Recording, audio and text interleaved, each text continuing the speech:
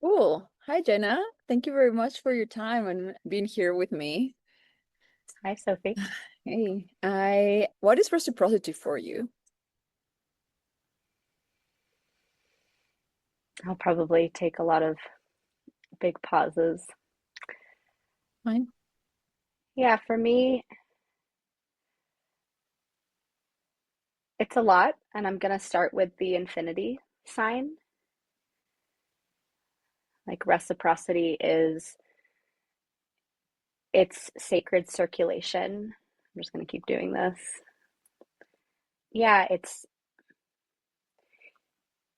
the infinity sign feels perfect because it's very big.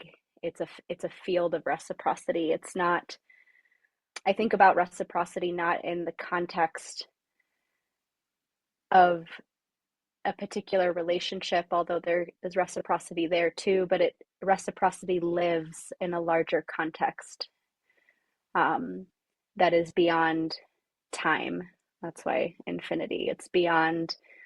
It's a universal law that all things will return, just like we're in this constant cycle in this life, but beyond this life of run and return.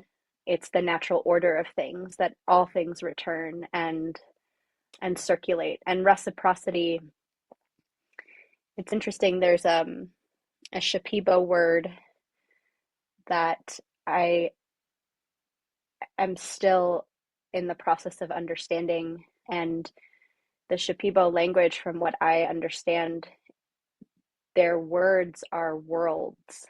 So, and it's a language that invokes a picture, and even that is limiting, but it's a whole world. And akinananti is a word that means both giving and receiving and reciprocity, and that in their language there is no difference.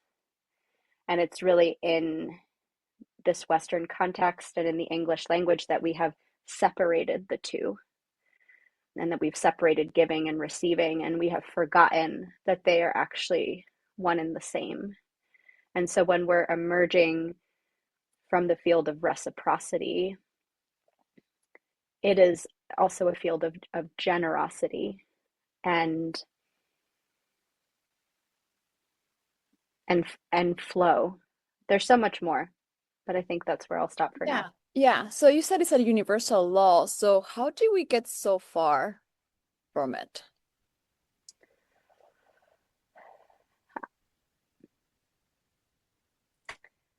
To be honest, my strong suit isn't necessarily in like the history of things Yeah. and where we've where we've turned away. But I guess actually every story is the same, whether it's from a universal lens or from an individual lens. There's an archetypal story. And so when I think about in my life where I've gone wrong or like taken, I don't even like that terminology, but where I've been in the part of the journey that is the run, that is the going away from, which is it's a part of the return cycle in the infinity sign, but it's also we have to get lost in order to find our way back. But I feel like for me, and I would say it's really for everyone and for all of humanity, it's these moments where we have fallen out of love. Some people would say out of God, and believed the illusion or distortion of separation. And that might sound really macro. And for every person who's watching this, I'm sure there's somewhere in your life where you started to believe a story that you were unlovable or not worthy of love or cast out of love and turned into more of a survival mode.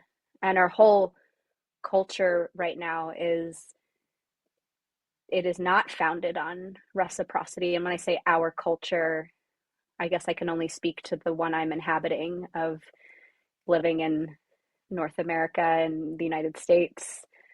and the pervasive global social media culture as well, and this culture that is based on transaction, which is actually a scarcity paradigm. It is a paradigm that evades relationship and interconnectedness and connection, which is essential when you're living in the field of reciprocity. And the field of transaction places our safety in what the Christians might say is a false god in money, putting that at the center and building our whole lives around that, which breeds competition and power over.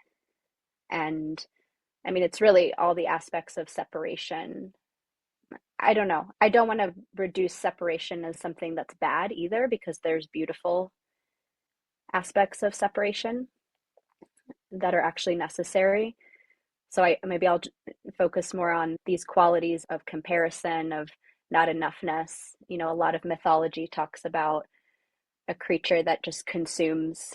It's a bottomless pit that can never be satisfied, and that's really something that unconsciously, like, we've aligned ourselves to as a collective, and we've really played it out. We've said, like, how far can we go in playing this game with this? These are the rules. This is at the center, and sometimes the highs seem good, but ultimately it's very empty, and it is not in a in alignment with the true nature of things. Yeah, what comes to my mind right now is that it's not that separation is a problem, as you're saying, but it's the fact that we forgot about the union. So it's like we are only focused on this and we forgot about this completely. Yeah. How do we move from this transaction scarcity paradigm to the field of reciprocity? I know you're experimenting a little bit in your personal life with having transitioned this. So maybe we can start with that. Like, how have you moved? And maybe use that as an example as to how can, like, maybe either inspire or a process that could happen for all of us. Thank you, Sophie. And I'm so excited for the work we're doing too. But I'll start with kind of the genesis for me. Yes, please. Um, yeah, so I was pregnant in 2024 and gave birth to my son in January of 2025. And it's such a, oh, there's so much in this story. I'm one of the identities I hold, or one of the hats that I wear, is a birth doula. And I'm extremely grateful for all of the births that I have attended, and the women that I have been with and able to witness, because it really created a lot of possibility for me, um, in my birthing process. And I experienced an awakening. And, you know, that word awakening is used in an interesting way in the mainstream culture. When I say an awakening, we have many moments of awakening. You know, it's even when we literally wake up from a dream and we are permeated with this deep sense of knowing of something, like, that is a moment of awakening. And we have little awakenings all the time. It's just the I guess there's a spectrum of how embodied the awakening is, and how ready and committed we are to integrate it into our lives and to become that, to become that expanded awareness or consciousness. And in my birthing, in my pregnancy, I experienced many awakenings, and a lot around sovereignty and what does it mean to give birth in a sovereign way. And there was a pretty profound process of awakening where I thought I knew what that meant before, but I actually didn't. And I started to see how systemic the fear and control was in the birthing system, um, even into the home birth arena. And that by inviting a licensed midwife into your home, that licensed midwife, and of course not everybody, but for the most part, that licensed midwife is carrying like the energy and the commitment to that system into your home. And I have seen so many births where dishonoring has occurred in the home. And everybody, by the way, was doing their best with what they believed to be true. And it's all under the guise of safety. So I'm kind of creating the ground for where I'm going. But there's many sub stories here. But yeah, it was a really profound process as I prepared for the birth. And in that process, initially I had hired I say hired because I paid money for a team of midwives, licensed midwives, to be in my home. And as I experienced this awakening process and the deep grief of that awakening process, because it's typically not all like, wow, I'm awake. There's also like the flooding in of the grief of what was not seen before. And I can feel it now in my system. And in this awakening process, I knew somewhere inside that continuing in that way was not right for me.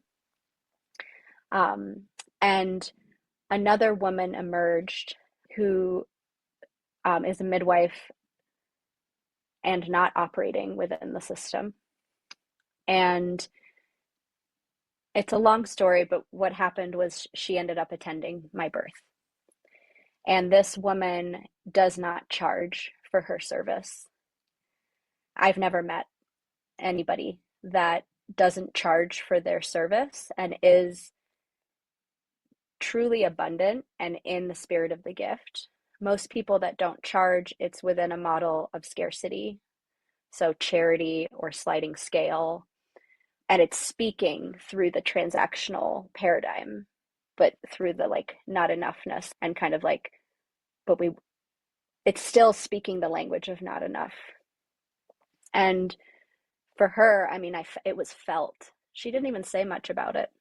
Like it was just like I could never charge for something as sacred as birth. Like this is my calling. Wow. And yeah, and I was in a level of my awareness and awakening where I was able to actually receive. Because when we're not able to receive, we don't actually activate the field of reciprocity, right? When we meet generosity with unworthiness or indebtedness, then we are resisting and we do not allow ourselves to be changed. And I really opened my heart and I deeply received, and it changed me. And there's emotion coming because I had no idea how much it would change me and how confronting it would be actually to receive this gift. And yeah, the birthing process changed me as well.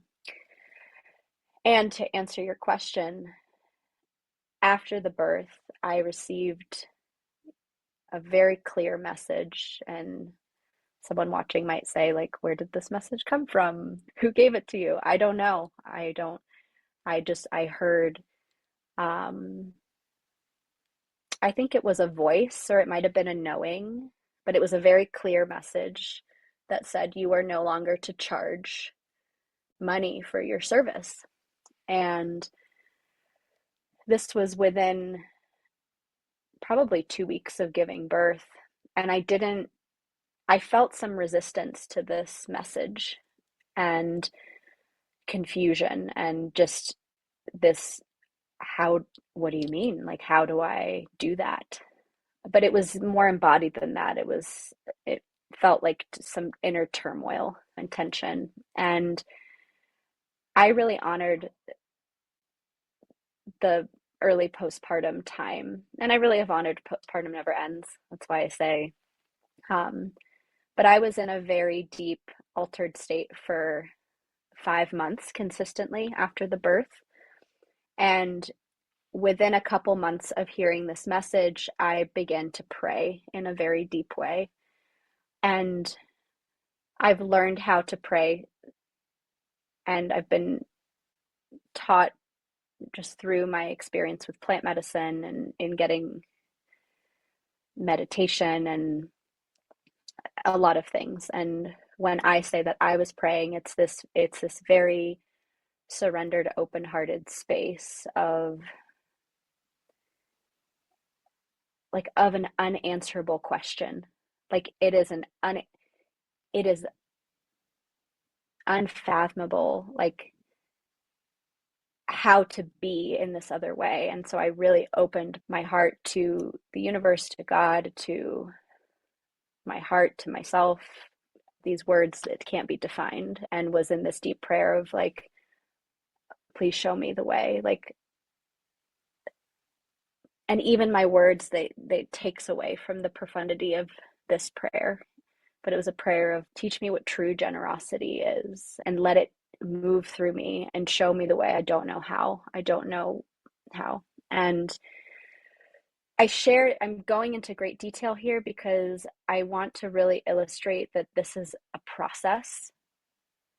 And so for anybody listening and going and feeling called towards this particular path, which is not for everyone, at, you know, it has to be in right time, and it takes time, and your journey is going to look different. But for me, it was like a deep contemplation for many months.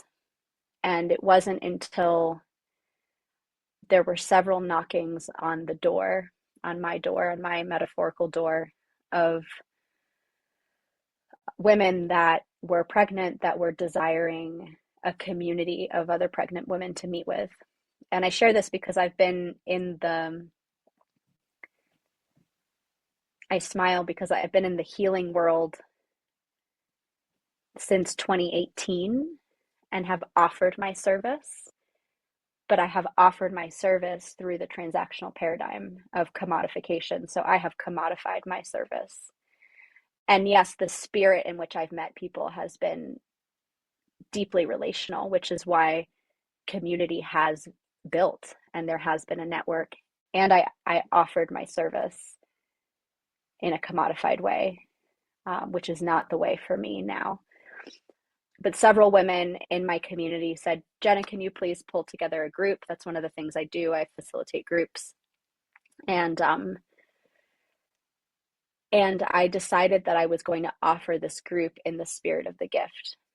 And it felt safe for me to do that with this group because I would be bringing also my son. I didn't know how to be a mother yet and to be of service. And one of my other prayers was that I want to integrate. I don't want to compartmentalize my life. And that was a big gift and also very scary. Of what occurred after I gave birth was there was my compartmentalization like shattered.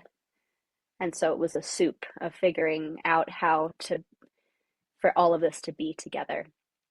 So I offered that group in the spirit of the gift. We started meeting the first week of June of last year, of 2025. And before that, there was a dear woman in my community who wanted to engage in a coaching relationship with me. And she also is now a dear friend, and she was a friend at the time, and also a care provider. So she takes care of children. And so she asked if we could do a trade. And this was in May of 2025. And I said yes initially. So she's actually the first person. And I share that story because as I started offering my service through the spirit of the gift in truth, which was this mothers group, I began to realize that a trade is the same is actually in the transactional paradigm. And it is the same energy of slavery and binding that we have in our when we transact with money. It's saying, like, you give me this and I give you that. And I saw how the mechanics were playing out. You know, we had a spreadsheet of like the number of hours of coaching for the number of hours for childcare. And when I realized that we had to dissolve our agreement and we had to start again through the field of reciprocity, I saw how it changed the nature of our relationship and what was actually possible. And it was extremely vulnerable for me to receive through the field of reciprocity. Because now, when she decided she wanted to gift her time to be with my son, I felt overwhelming gratitude that I didn't feel before. I felt gratitude before, but it was more surface gratitude. Like somewhere in the back of my mind, unconsciously, I was like, well, you're doing this for me because I did this thing for you. You know, and when we were operating in the transactional way, she would leave at the top of the hour that she had agreed to, right? Like there was a different energy. And all of a sudden, when she was giving from the generosity of her heart, I felt the impact of that receiving, and it began to build my capacity to receive. And all of a sudden, I started sometimes cooking lunch for her, right? And inviting her to stay, and we would have conversations. And there was just a depth that became available. And we're actually working together again on another container now. But yeah, let me just bring us up to today. I gradually started serving and walking with more and more people, both one on one, in coaching, mentoring, ceremony work. And I learned so much in this process. And I've actually have an FAQ that that has just been developed and come through me in the last, um, however long it's been, over a year now. And I definitely I felt very inspired at the beginning, and I definitely went into a place of a little bit of despair and fear, probably like 8 months in, 7 months in, around money, around my ability to pay my bills and for my family. For the first time in my life, my husband and I didn't have enough money in our bank account to pay the credit card bill, which has never happened. I've been very responsible, and I've been in this hyper independent place where it's actually hasn't been safe to rely on anybody or anything or to owe anybody anything. And I found a lot of my safety and security in my ability to generate money, which has never been an issue for me. And we can talk also about the color of my skin and the privileges that I have and who the identities I hold in this world, which all contribute to that. And I just found myself in this place, and I was just in this place of despair, of feeling the sea that we swim in, and that even in creating and stepping into and living in this reciprocal way, I still have rent to pay at this time. And we have a child, and just feeling, wow, like how far am I going to have to take this in order to like really embody these values? Like, am I willing to be homeless? Like what? And so I really spiraled, and I did decide at that time to launch a course, which I did. There was a financial exchange at the beginning. Um, but I felt very conflicted about that. And I felt very rigid, actually, of I wanted to be 100% in the new world, in the new way. And my husband and my business partner, Bailey, were just so supportive and just like, hey, you don't have to be so rigid. Like you can find your way and you can still experiment. And Yeah, so I did that. yeah, I just want to honor like how difficult that this is when you have a child, especially because it's hard for anyone to be like, I'm gonna jump, put my trust for my own life, but you're like, oh no, I also have another life I'm responsible for. So this is like in the times where people get even more fearful, you are trying to open up.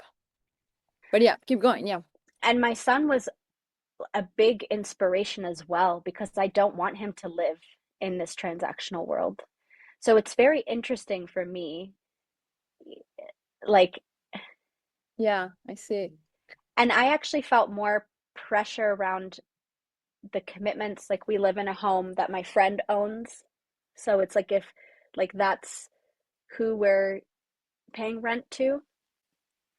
With my son at that time, he was, I mean, he still is breastfed, but he eats solid foods now. But it was like, I felt like I could sustain his life through my beingness. And so that experience was like, wow, like, life happens regardless of money. Wow. Yeah. Like, and this is what this path is about. It's a devotion to life and a restoring life and stewarding life. Yeah, and also I didn't share, but in this whole process, there was a lot of unwinding of scarcity patterns that I held in my relationship with my husband. And scarcity, what I have found serving in this way and meeting people in this way is so healing. This is everything. Like, everything shows up through our relationship with giving and receiving. And it shows up in, we can joke in, like comical ways, right? It shows up in your relationship with the leftovers in the fridge, that dish that you really liked, and like watching to see if, like, my partner would take more than his half, right? It's like this, it's like in this way of fairness, and but that's scarcity. It's and Yeah. that could be triggering to some people. There's a lot more to share there. I'm just giving a little nugget. Yeah. Um, but it also shows up through this lens of responsibility and like pressure on your spouse to like make more money, like it shows up in all kinds of ways. And I can see and feel how the dreams that Mike, my husband, and I have are actually possible now because we're operating from a different place, and they weren't possible before from this transactional paradigm. And so I learned so much and experienced a series of pretty big initiations in the end of last year, in the end of 2025. And after those initiations, and it's a whole story, when I say initiations, just really challenging and powerful experiences that I had to really, that were revealers of energy for me to Yeah. confront. I'm curious, you were talking about how you went ahead and had like a paid container. Where are you now? Are you in this half-half or? No, so I'm getting there. So, Okay, so perfect. Yeah. in, like I said, in December, I had a series of initiations. And after that, I felt like I was ready. There's something around honoring your readiness. Bless you. And you can't pretend to be generous. I mean, you can, but it's not going to work. Yeah, that's what I've been thinking this whole time. I'm just like, how do you actually receive and how are you actually generous and which one comes first? And how do they feel? Like this is just like because we can like we pretend receive, pretend generosity all the time. And I see a lot of people trying and I see the good intention, but it's like in both directions. Yeah. What I have found, and then I'll share where I'm at now. But what I have found is that receiving is the gateway to generosity, because when we, and there's no timeline. So it might be a really powerful interaction of receiving and generosity is invoked, or it might take years of receiving, like, because it's learning how to receive. But true receiving, which is a process, it's a vulnerable process of opening oneself up.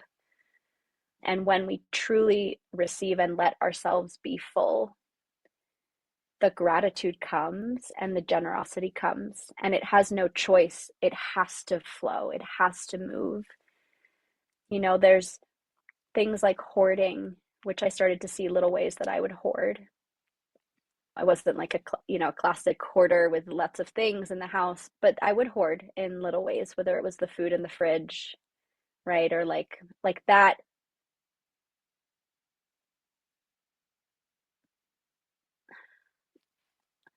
I'm pausing here because giving is also a gateway. Like they're both.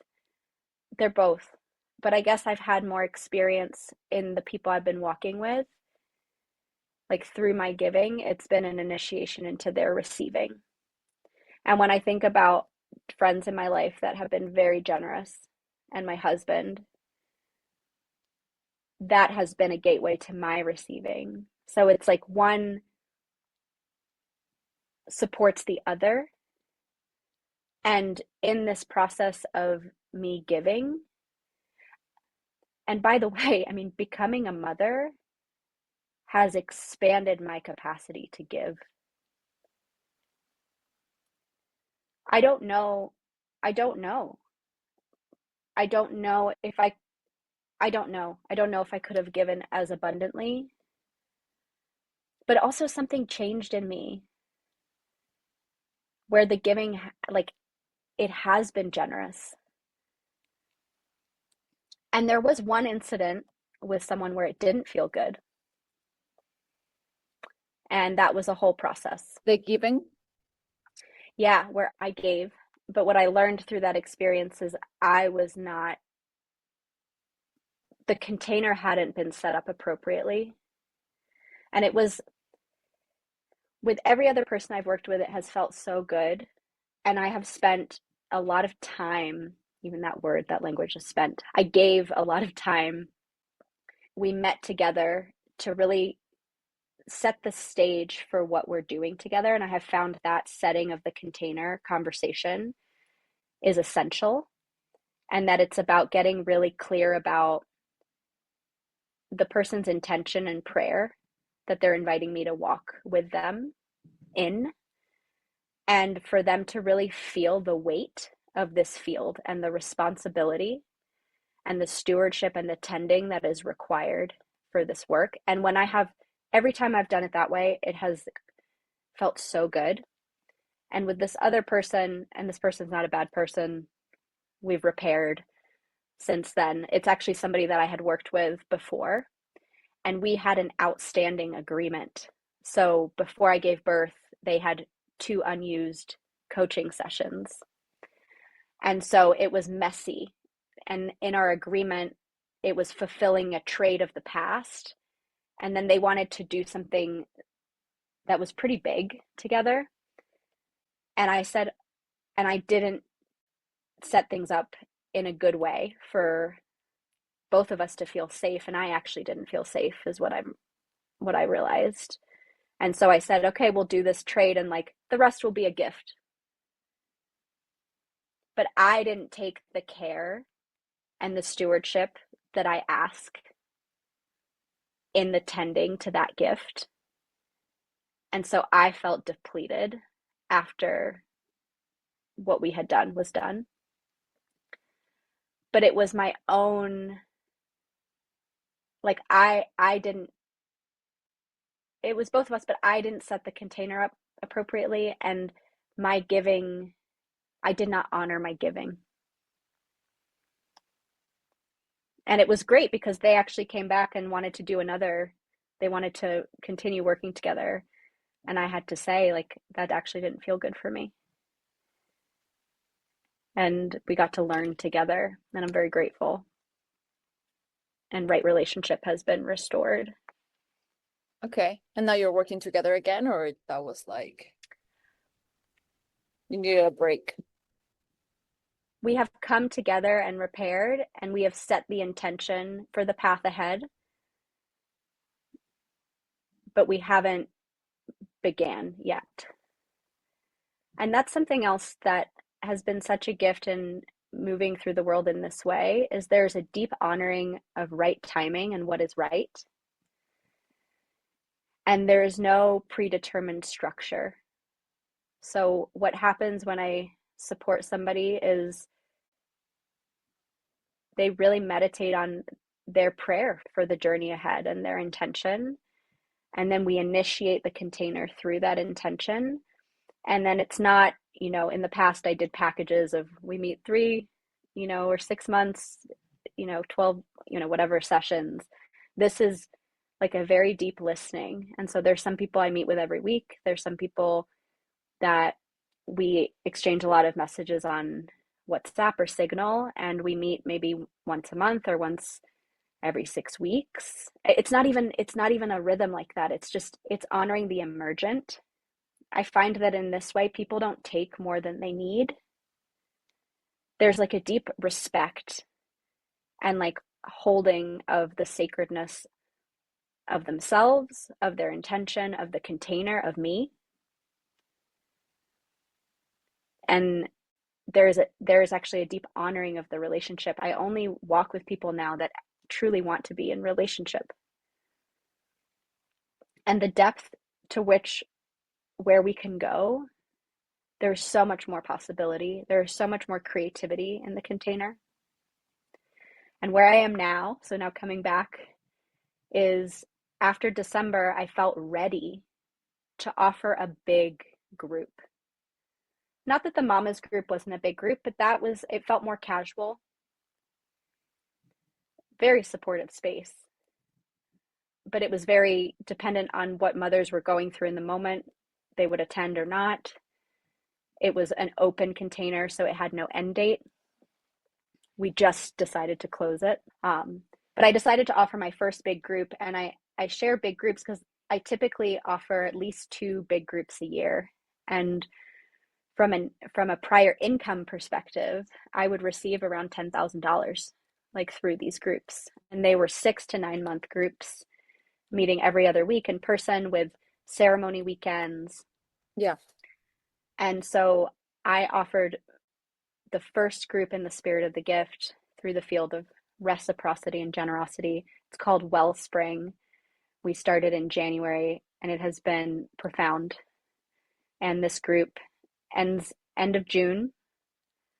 And there's 2 retreat weekends. We've already had one. And we're also walking a pilgrimage together in New Mexico. So there's a very deep commitment. And this group, the intention of this group is to restore life, and to restore life to parts of the body where life has stagnated, and to restore flow and vitality, and to return to right relationship with our bodies, with ourselves, with each other, with the earth, with all things, which is the basis of the field of reciprocity. And now I am, with the exception of one group I have going, which is a continuation, which had a financial exchange, I am fully emerging in the spirit of the gift. And my husband quit his job a month ago. And so as a family, we are fully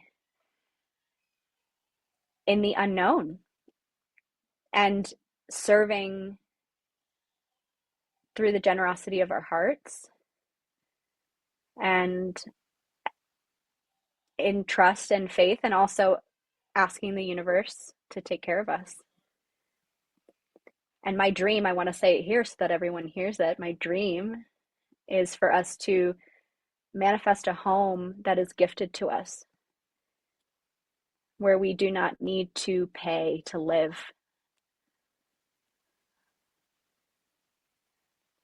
Yeah.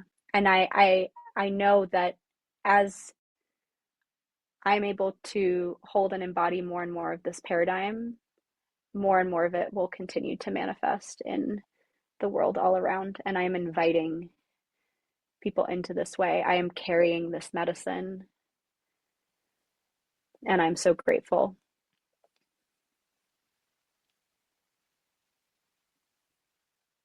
Yeah, that's the level of trust. It's huge. Let's wait 1 second. These guys are, we'll cut this part. Just when I start talking, they're like somebody starts doing something. Okay. It's really crazy the level of trust that must require. It's like, and it is a good place to wrap up for now, because what that means for a family to take that leap, it's amazing. And it's something that even I am thinking, what would it take for myself to make that jump? And I think in some way, learning from you and also trying to embody it myself is the way that we can find the process or the path for everybody to be able to do that. And what would that mean for how we live together? And you asked what's the pathway in, and I actually do think it's receiving. It could, but it also could be, I don't want to make a black and white rule, but for me it was receiving. It was receiving also this gift from this midwife that started to like break my world a little bit. But receiving from an open heart. So there is like, how do you receive? How do you get to the point in which it gets in? Yes, it's receiving, it's true receiving, which is from an open heart, and it's I think it's actually coming into contact with the embodiment of this paradigm. That is what changes us.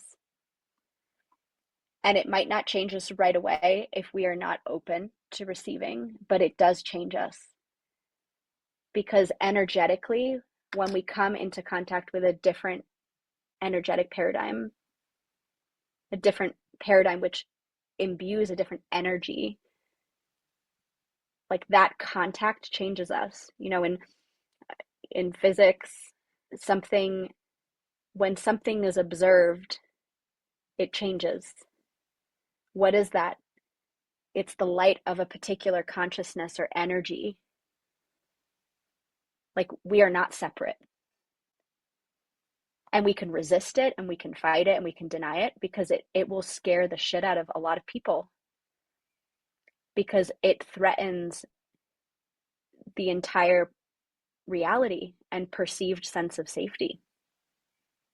It's big. That's why like having care and gentleness and going slowly, and I am walking the path that I'm meant to. I feel on purpose. And I know that it's my role to let this energy continue to change me and for me to be in the world. And I say continue because it's never over. I'm not like 100% in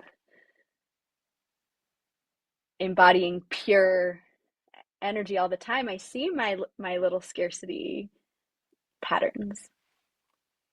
Okay, well that's also good to know, that like it's like, oh, okay, because sometimes I'm seeing myself and I'm just like, oh, I still have this, but I feel like I don't know, maybe some like level of trust in like energetics might also be needed, because sometimes I like, as you're talking, I'm like, I could see myself opening up to the receiving and generosity, but the full trust, the one that like to take the full leap, that's the one that I'm like, whoa. And like, and you were saying at the beginning, there's the circle, and then it has to be a trust in that thing. And that's like, this is a test. Do you really trust it? Do you not? Can you go full in? But trust isn't here. Trust is not belief. It is not putting something in a belief system. Trust is a lot of things, but it's a surrender. And a lot of people don't know what that word actually means. Like it's a surrender and it's passive and it's active. And I don't say passive as in like, well, wait and see what happens. Like it's an active surrender, but surrender is also a letting go. At the very beginning, I shared that reciprocity is beyond the context of a particular relationship. It's much greater. It is the field of reciprocity is playing out. It's a big game, and game's not the right word, but it's a much larger unfolding. And so in order to be in trust, there has to be an embodied knowing or sense of the interconnectedness of all things and the smallness of who you are, and that there's a much larger unfolding. I feel like it's hope, which is actually an energy of fear, but it's like the beginning of the cycle. It's like hope, trust, faith, like in that continuum, or in that, yeah.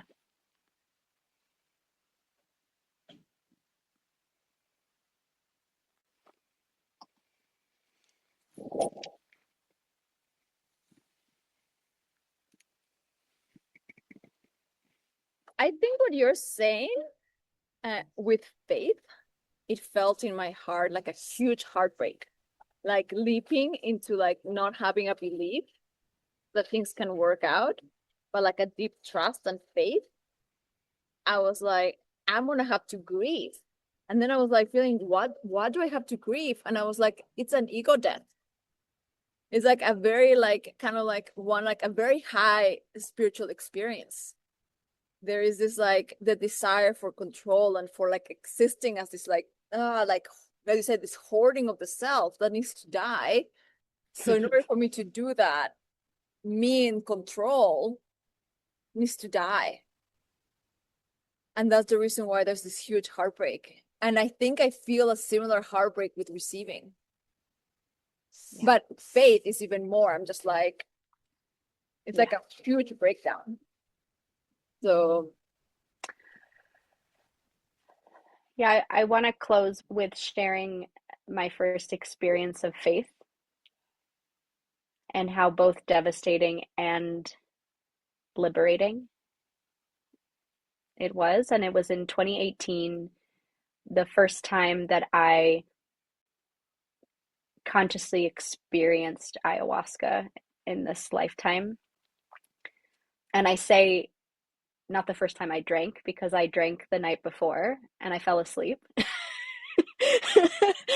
Like, and I didn't have an experience, but I received the medicine and I didn't purge. And then the second night I drank again, and I, my intention for that ceremony was show me my pain. Yeah. And I was catapulted into very deep embodied shame that I didn't even know that I carried. And I had the visceral experience of shame, which, should I share or should I? up to you. I will share a little bit. Yeah, I felt so uncomfortable, and I I had to vomit, and I was so uncomfortable in my skin. Like, that was the visceral feeling, and it was inescapable. And these very harsh energies and corresponding voices, but it was the energies that I felt. But the corresponding voice was like, you're disgusting. And I created a story that the woman next to me was asking to move because I was so foul and disgusting. And it was just this really like, I mean, I'm doing this face, it was like this putrid feeling. And I was vomiting. And the medicine, it's pretty incredible. It works with the body, and sometimes things will happen that are completely out of your control with your body. And it felt like somebody was pushing my head into the vomit bowl, like over and over again. Like I couldn't get out. I wasn't actually touching the vomit, but it just kept pushing me in. And the metaphor of that I was able to see, because I'm so grateful that another consciousness broke through in that moment. But it was like I had to look at my disgust. I had to look. I had to look at it, not with this energy of like, you need to look at this, you piece of shit, but this like see it. And before that moment, my neural pathways before that moment were either shut up, nobody fucking cares, keep going, like this like very harsh pushing energy, or this like energy of convincing of like, you're not disgusting, that's not true, right? This like convincing that it wasn't true, or like, yeah, keep fucking going, right? Like those were the two pathways that existed in my coping. And in this ceremony, a third way emerged. And it was this very like tender, kind voice and energy, this loving presence that was just like, yeah, yeah, you smell a little bit. And like, you just puked. It's stinky, like, and I love you. It was like, I love you anyway. And then I like started to breathe in the smell of my vomit, or maybe that happened before, I don't know. It was very intense. And there was this, and for the first time in my life, in that moment, I experienced, it was like right before the faith. It was right before the leap.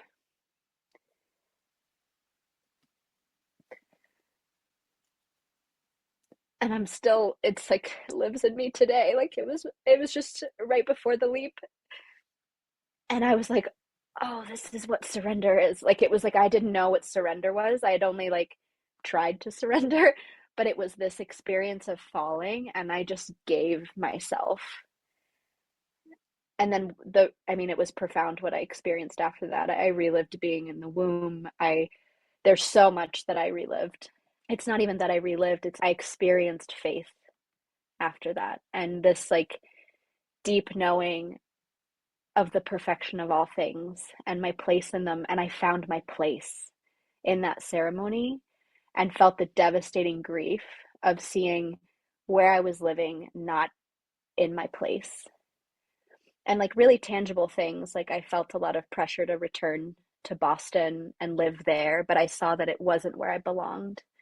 And I saw that I was going there for love because I had built a really beautiful community that like really like took care of me in the places where I was outside of love and outside of God and didn't know how to take care of myself. And I knew in that moment that I had a path to walk and that I had to leave that. But it was the faith that I experienced that has given me the strength to walk. That was in 2018, like to where I am today. It was, and I didn't leave without looking back. I like went back and I said my goodbyes and I tended, and then I came to Denver and I started my coaching practice. And but I didn't know what faith was until that moment, and that has made all the difference. Yeah, wow, that is really beautiful. Um and yeah, and I think I can feel what like faith is this ultimate surrender and what it takes to get there. But yeah, I aspire to that. And Yeah, with but that it is a death. It's a death. yeah. With that I want to It's a life. It's a life. life and a Wow. death. It's a life Yeah, that comes after the death. I want to hear more about that, and we'll like pause here for next time. Yeah. And thank you so much for your time, and Thank you, to be Sophie. continued.